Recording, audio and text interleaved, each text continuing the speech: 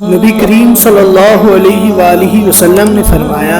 جب آدمی اپنے گھر میں داخل ہوتا ہے اور وہ اپنے داخلے کے وقت اور کھانا کھانے کے وقت اللہ کا ذکر کرتا ہے تو شیطان اپنے چیلوں سے کہتا ہے، تمہارے لیے نہ تو رات گزارنے کے لیے کوئی جگہ ہے اور نہ شام کا کھانا۔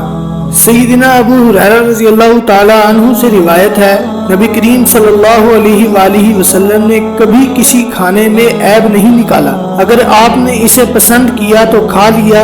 اور اگر ناپسند کیا تو اسے چھوڑ دیا۔ رسول اللہ صلی اللہ علیہ وآلہ وسلم نے فرمایا، رحم عرش کے ساتھ معلق ہے، وہ عرض کرتا ہے، جس نے مجھے جوڑا اللہ اسے جوڑے اور جس نے مجھے توڑا اللہ اسے توڑے۔ نبی کریم صلی اللہ علیہ وآلہ وسلم نے فرمایا، کسی کے لیے بھی اس کے ہاتھ کی کمائی کے کھانے سے بہتر کوئی کھانا نہیں ہے، اور یہ کہ اللہ کے نبی داؤد علیہ السلام اپنے ہاتھ کی کمائی کھاتے تھے۔ رسول اللہ صلی اللہ علیہ وآلہ وسلم نے فرمایا،